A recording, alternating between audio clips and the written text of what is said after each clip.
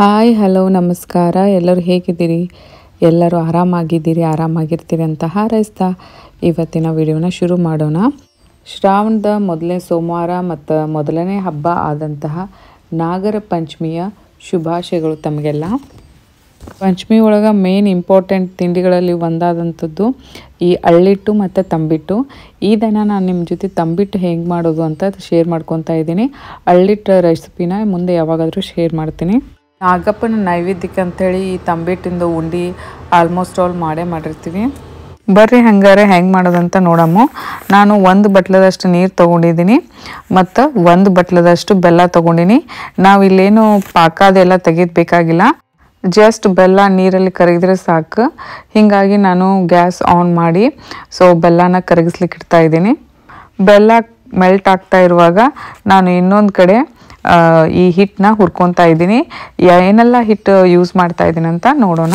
ಪ್ಯಾನಲ್ಲಿ ನಾನು 1 ಕಪ್ಪಷ್ಟು ಗೋಧಿ ಹಿಟ್ಟು ಹಾಕ್ತಾ ಇದ್ದೀನಿ. ಹಾಕಿ ಲೋ ಫ್ಲೇಮಲ್ಲಿ ಅದನ್ನು ಹುರಿತಾ ಇದ್ದೀನಿ.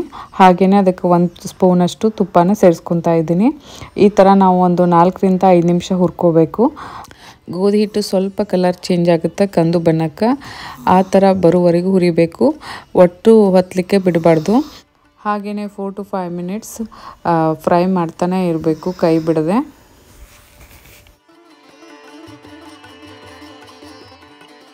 ಇಲ್ಲಿ ಕಲರ್ ಹೆಂಗೆ ಚೇಂಜ್ ಆಗಿದೆ ಅಂಥೇಳಿ ನಾನು ಇವಾಗ ಈ ಹಿಟ್ಟಿಗೆ ಅರ್ಧ ಕಪ್ಪಷ್ಟು ಅಥವಾ 2 ರಿಂದ 3 ಸ್ಪೂನಷ್ಟು ಕಡಲೆ ಹಿಟ್ಟನ್ನ ಹಾಕ್ತಾ ಇದ್ದೀನಿ. ಹಾಕಿ ಮತ್ತೆ 1 ಸ್ಪೂನಷ್ಟು ತುಪ್ಪ ಹಾಕ್ಕೊಂಡು ಹುರ್ಕೊತಾ ಇದ್ದೀನಿ. ಇದನ್ನು ಕೂಡ ನಾನು ಒಂದು 4 ರಿಂದ 5 ನಿಮಿಷ ಹುರ್ಕೊತಾ ಇದ್ದೀನಿ.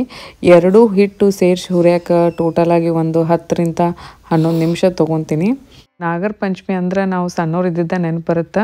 ಈ ಹಬ್ಬಕ್ಕೆ ಮಾಡುವಂಥ ಐಟಮ್ 1 ಅಲ್ಲ 2 ಅಲ್ಲ, ನಾನಾ ಥರದ ಅಡುಗೆ ಮಾಡ್ತಾಯಿದ್ರು. ಕರ್ಚಿಕಾಯಿ ಅಂತ, ಚಕ್ಲಿ ಅಂತ, ಉಂಡೆ ಅಂತ ಹೇಳ್ತಾ ಹೋದ್ರೆ ಅದಕ್ಕೆ ಕೊನೆಯೇ ಇಲ್ಲ. ಅಷ್ಟೊಂದು ಐಟಮ್ಸ್ ಇದ್ದು.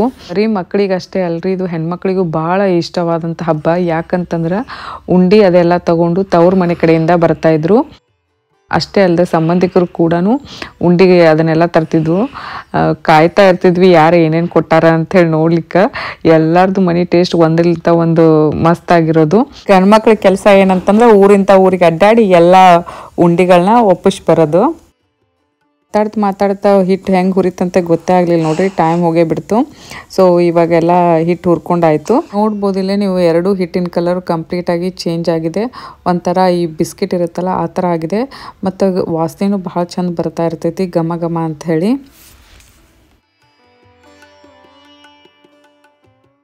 ಇದನ್ನು ನಾನು ಆರ್ಲಿಕ್ಕೆ ಬಿಡ್ತೀನಿ.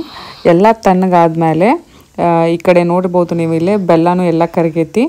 ಪಾಕ ಏನೂ ಬೇಕಾಗಿಲ್ಲ, ಹಾಗೆಲ್ಲ ಹೇಳಿದಂಗೆ ಜಸ್ಟ್ ಬೆಲ್ಲ ಕರಗಬೇಕಷ್ಟ. ಎಲ್ಲದ ನೀರು ಏನು ಕರಗಿರ್ತದಲ್ಲ ಅದನ್ನು ಆರ್ಲಿಕ್ಕೆ ಬಿಡ್ರಿ. ಯಾಕಂತಂದ್ರೆ ಆಮೇಲೆ ಉಂಡೆ ಕಟ್ಟುವಾಗ ಕೈ ಭಾಳ ಸುಡುತ್ತೆ. ಹೀಗಾಗಿ ನಾನು ಹಿಟ್ಟು ಮತ್ತು ನೀರನ್ನ 2 ಆರಕ್ಕೆ ಬಿಟ್ಟಿನಿ. ಇವಾಗ ಹಿಟ್ಟೆಲ್ಲ ಆರೈತಿ. ನಾ ಡೈರೆಕ್ಟಾಗಿ ಆ ಪ್ಯಾನಲ್ಲೇ ಈ ಬೆಲ್ಲದ ನೀರನ್ನ ಸೋಸ್ಕೊತಾ ಇದ್ದೀನಿ. ಅದಕ್ಕೆ ಸ್ವಲ್ಪ ಅರ್ಧದಷ್ಟು ನೀರು ಹಾಕ್ಕೊಂಡು ನಾನು ಸ್ವಲ್ಪ ಮಿಕ್ಸ್ ಮಾಡಿ ನೋಡ್ತೀನಿ ಸ್ಪೂನಿಂದ, ಉಂಡೆ ಕಟ್ಟುವ ಥರ ಹದ ಐತೇನೆ ಇಲ್ಲ ಅಂಥೇಳಿ.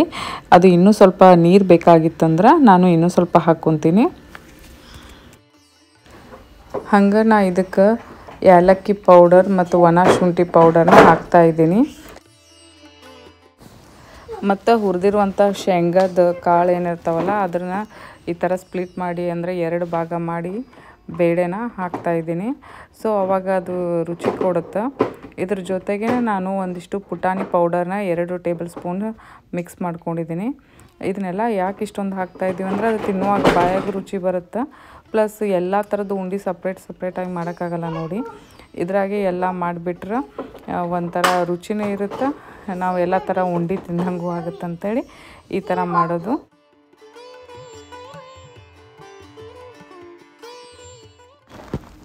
ಹಂಗೆ ಮತ್ತು ಉಂಡೆ ಕಟ್ಟುವಾಗೂ ನಾನು ಸ್ವಲ್ಪ ಎಳ್ಳು ಮತ್ತು ಈ ಒಣ ಕೊಬ್ಬರಿ ಪೌಡರ್ ಏನಿರುತ್ತಲ್ಲ ಅದನ್ನು ಹಾಕಿ ಕಟ್ತಾಯಿದ್ದೀನಿ.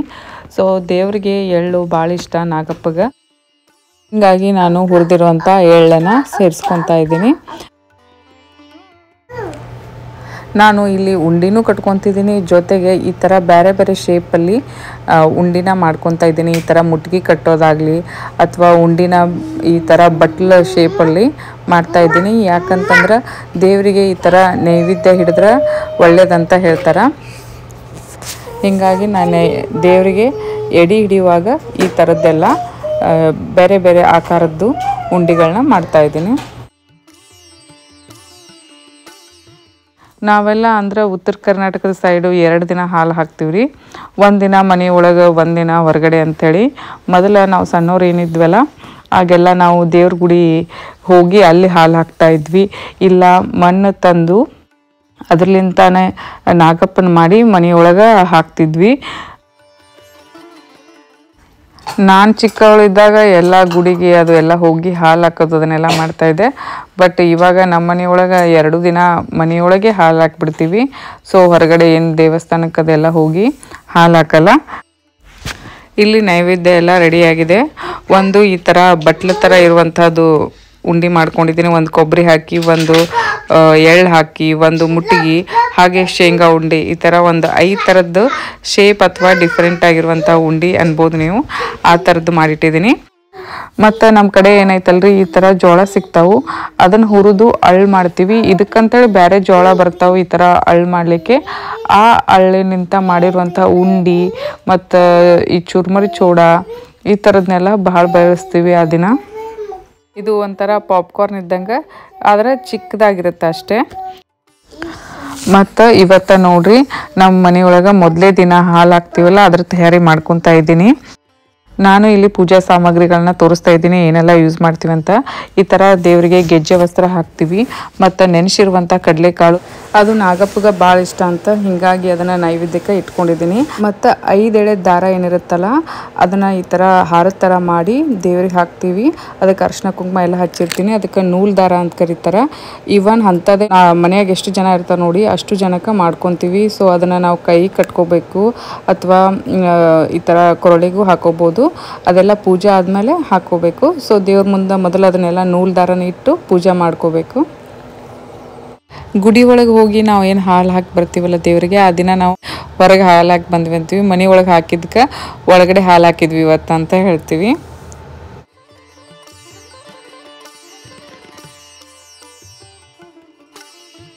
ಮತ್ತು ನಾವು 2 ದಿನ ಹಬ್ಬ ಮಾಡ್ತೀವಲ್ಲ, ಹೀಗಾಗಿ ನಾವು 2 ಥರದ ಹಾಲು ಹಾಕ್ತೀವಿ. ಅಂದ್ರೆ ಮೊದಲೇ ದಿನ ನಾವು ಬೆಲ್ಲದ ಹಾಲು ಅಂತ ಹಾಕ್ತೀವಿ. ಈ ಕೊಬ್ಬರಿ ಬಟ್ಲ ಇರುತ್ತಲ್ಲ ಅದನ್ನು ತೊಗೊಂಡು ಅದರಲ್ಲಿ ನಾವು ನೀರು ಮತ್ತು ಬೆಲ್ಲನ ಸೇರಿಸಿ ದೇವ್ರ ಮೇಲೆ ಹಾಕ್ತೀವಿ. ಹಾಕುವಾಗ ಮನೆಯಲ್ಲಿರುವಂಥ ಎಲ್ಲರ ಹೆಸರನ್ನ ತೊಗೊತೀವಿ. ಎಲ್ಲರ ಹೆಸರು ತೊಗೊಂಡು ಹಾಲು ಹಾಕ್ತೀವಿ ನೋಡ್ರಿ. ಅದರ ಅರ್ಥ ಏನಂತಂದ್ರೆ ದೇವರಿಗೆ ಎಲ್ಲರೂ ಹಾಲು ಹಾಕಿದ್ವಿ ಅಂಥೇಳಿ. ಒಮ್ಮೊಮ್ಮೆ ಕಾರಣಾಂತರದಿಂದ ಯಾವ್ದಾರ ಕೆಲಸದಿಂದ ಹೊರಗೆ ಅದೆಲ್ಲ ಹೋಗಿರ್ತಾರೆ ನೋಡ್ರಿ, ಅವರೆಲ್ಲ ಮನ್ಯಾಗ ಹಾಲು ಹಾಕೋಕ್ಕಾಗಿರಂಗಿಲ್ಲ. ಹೀಗಾಗಿ ಎಲ್ಲ ಫ್ಯಾಮಿಲಿ ಮೆಂಬರ್ದ ಹೆಸರು ತೊಗೊಂಡು ಆ ದಿನ ಹಾಲು ಹಾಕ್ತೀವಿ. ಇನ್ನು 2ನೇ ದಿನ ಪೂಜೆಗೆ ನಾವು ಹಾಲನ್ನ ಯೂಸ್ ಮಾಡ್ತೀವಿ. ಅದಕ್ಕೆ ಬಿಳಿ ಹಾಲು ಅಂತ ಹೇಳ್ತೀವಿ. ಮೊದಲಿಂದನೂ ಸಂಪ್ರದಾಯ ಹೀಗೆ ಮಾಡ್ಕೊಂಡು ಬಂದಿದ್ದಾರೆ. ಅಷ್ಟು ಗೊತ್ತಿಲ್ಲ ಯಾಕೆ ಇದೇ ಥರ ಬಿಳಿ ಹಾಲು ಮತ್ತು ಬೆಲ್ಲದ ಹಾಲು ಹಾಕಬೇಕು ಅಂಥೇಳಿ. ಏನೋ ಹಿರಿಯರು ಮಾಡಿದ್ದಾರೆ, ಒಳ್ಳೇದಾಗುತ್ತೆ ಅಂಥೇಳಿ ಹೀಗಾಗಿ ಅದನ್ನೇ ಮಾಡ್ಕೊತ ಬಂದಿದ್ದೀವಿ. ಅತ್ತುನ್ ಪಾಲ್, ಆರೋಹಿ ಪಾಲ್, ಅಕ್ಕ ತಂಗಿಯರ ಪಾಲ್, ಅಣ್ಣ ತಮ್ಮಂದ್ರ ಪಾಲ್, ಅಜ್ಜ ಅಜ್ಜಿ ಪಾಲ್, ಗುರು ಹಿರಿಯರ ಪಾಲ್, ಎಲ್ಲರ ಪಾಲ್. ಮತ್ತು ಇವಾಗ ಎಲ್ಲ ಪೂಜೆ ಮುಗೀತು ಮೊದಲೇ ದಿನದ್ದು. ಅದಾದಮೇಲೆ ನಾವೆಲ್ಲರೂ ಈ ಥರ ಆ ದೇವ್ರ ಮುಂದೆ ಇಟ್ಟು ಏನು ಪೂಜೆ ಮಾಡಿದ್ವಲ್ರಿ ಆ ದಾರನ ಎಲ್ಲರೂ ಕಟ್ಕೊಂಡಿದ್ವಿ. ಮತ್ತು ಆ ದಿನ ಜೋಕಾಲಿ ಆಡಿದ್ರೆ ಭಾಳ ಒಳ್ಳೇದಂತಾರೆ. ಹೀಗಾಗಿ ನಾವು ಅಲ್ಲೇ ನಮ್ಮ ಕಮ್ಯುನಿಟಿಯಲ್ಲಿರುವಂಥ ಪಾರ್ಕಲ್ಲಿ ಜೋಕಾಲಿ ಆಡಿದ್ವಿ. ಮತ್ತು ನಾವೇನು ಈ ಕೊಬ್ಬರಿ ಬಟ್ಲ ಯೂಸ್ ಮಾಡಿರ್ತೀವಿ ನೋಡ್ರಿ ಹಾಲು ಹಾಕ್ಲಿಕ್ಕೆ, ಅದನ್ನು ಗಣೇಶನ ಹಬ್ಬದ ತನಕ ಕಾಯ್ದಿಟ್ಕೋಬೇಕು. ಆ ಚತುರ್ಥಿ ದಿನವೇ ಅದನ್ನು ತಿಂದ್ರೆ ಭಾಳ ಒಳ್ಳೇದಂತ ಕೊಬ್ಬರಿ ಬಟ್ಲನ. ಹೀಗಾಗಿ ನಾವು ಅದನ್ನು ಹಬ್ಬದ ತನಕ ಕಾಯ್ದಿಟ್ಕೊಂಡಿರ್ತೀವಿ. ಮತ್ತು ಸಣ್ಣವರಿದ್ದಾಗ ಯಾರಿಗೆಲ್ಲ ಈ ಥರ ಕೊಬ್ಬರಿ ಬಟ್ಲಿಂದ ಆಟ ಆಡಿದ ನೆನಪೈತಿ. ನಾವಂತೂ ಇದನ್ನು ಕಂಪಲ್ಸರಿ ಆಟ ಆಡ್ತಿದ್ವಿ. ಹಾಗೆಯೇ ನನ್ನೊಬ್ಬರು ಫ್ರೆಂಡು ಹಬ್ಬಕ್ಕಂತ ಈ ಥರ ಎಲ್ಲ ಉಂಡೆಗಳನ್ನ ಮಾಡಿ ಕಳಿಸಿದ್ರು.